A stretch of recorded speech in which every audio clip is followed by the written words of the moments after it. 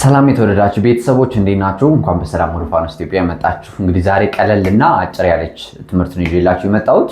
እዚህ ላይ የኢትዮጵያ ወንዶች ስሞችን ይዤላችሁ መጥቻለሁ ማለት ነው። እንግዲህ አማርኛ ብዙ ጊዜ ከምንጠቀምባቸው ነገሮች አንዱ የሰዎችን ስም መጻፍ ነው ወይ ደግሞ ማንበብ ነው አይደለ? ሰው በዛሬ ትምህርታችን እነዚህ የወንዶች ስሞችን ይዤላችሁ መጥቻለሁ ማለት ነው። በነገ ወይ ደግሞ በቀጣይ ቪዲዮአችን ደግሞ የሴቶችን ስም ይዤላችሁ መጣለሁ። የከተማ ስሞችን ይዤላችሁ መጣለሁ። ከዛ ደግሞ ጾታ የሌላቸው ስሞችን አመጣላችኋለሁ ማለት ነው። እንደዚህ ያልን በደንብ መጻፍና ማንበብ እንድችሉ አግዛችኋለሁ ማለት ነው። አጠር አድርጌ አንብላችኋለሁ፣ አብራችሁ ታነባላችሁ። መጨረሻ ላይ ደግሞ ጽፋችሁ ትለማመዱታላችሁ ማለት ነው። ኦኬ፣ ቃሎችን እያንዳንዱ እየነካው ነው ማስነበባችሁ። ስለዚህ አበበ አበበ አቤል አቤል አቤል አልዓዛር አልዓዛር አልዓዛር አልዓዛር እንላለን ማለት ነው። እዚህ ላይ ይችኛይቱ አ እና እቺ አ የተለያዩ ናቸው፣ ግን ስማቸው ተመሳሳይ ነው ማለት ነው። ቅርጻቸው እንደምትመለከቱት ይችኛይቱ አይኑ አ ምንላት ናት። ይችኛይቱ አ ምንድነው? የአልፋቤቱ አ ማለት ነው። ኦኬ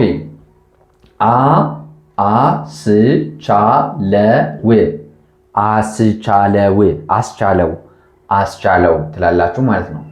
አስቻለው በቀለ በቀለ በቀለ በቀለ ብርሃኑ ብርሃኑ ብርሃኑ ብርሃኑ ዳዊት ዳዊት ዳዊት ዳዊት ኤልያስ ኤልያስ ኤልያስ ኤልያስ ኤልያስ ኤፍሬም ኤፍሬም ኤፍሬም ኤፍሬም።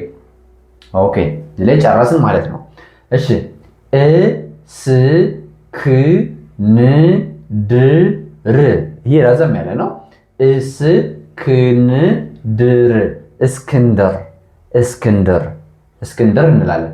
ፋሲል ፋሲል ፋሲል ፋሲል ፍቅሩ ፍቅሩ ፍቅሩ ፍቅሩ ጌታቸው ጌታቸው ጌታቸው ጌታቸው ግርማ ግርማ ግርማ ግርማ ሀብታሙ ሀብታሙ ሀብታሙ ሀብታሙ ኃይሌ ኃይሌ ኃይሌ ኃይሌ ይሆናል ማለት ነው።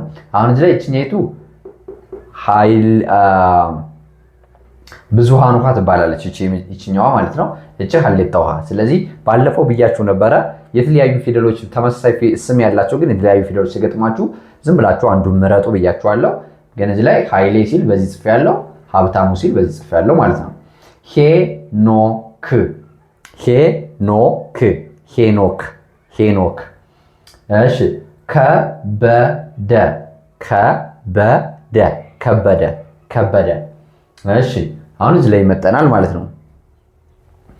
ክፍሌ ክፍሌ ክፍሌ ክፍሌ ትላላችሁ። ክፍሌ ልዑል ልዑል ልዑል ልዑል ትላላችሁ። መልአኩ መልአኩ መልአኩ ትላላችሁ። መልአኩ። እሺ መንግስቱ መንግስቱ በአንድ ላይ መንግስቱ መንግስቱ ትላላችሁ። ሙሉ ጌታ ሙሉ ጌታ በአንድ ላይ ሙሉ ጌታ ሙሉ ጌታ። ናሁ ሰናይ ናሁ ሰናይ ናሁ ሰናይ ናሁ ሰናይ ትላላችሁ። ናትናኤል ናትናኤል ናትናኤል ትላላችሁ ማለት ነው። ናትናኤል ነጋሲ ነጋሲ ነጋሲ ትላላችሁ።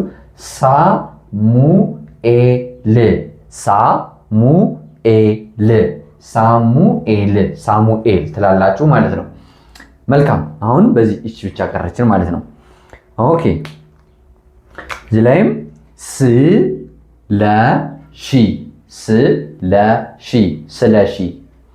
ስለሺ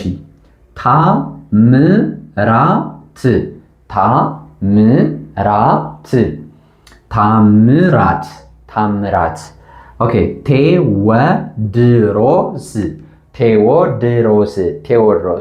ቴዎድሮስ ትላላችሁ። እሺ ቴዎድሮስ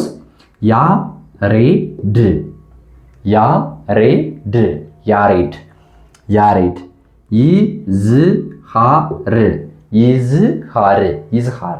ይዝሃር ትላላችሁ።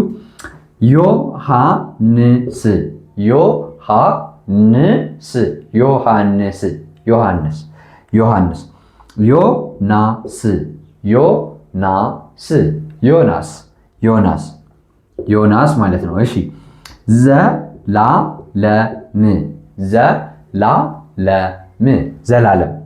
ዘላለም ትላላችሁ ማለት ነው። ከዛ መጨረሻ ላይ አመሰግናለሁ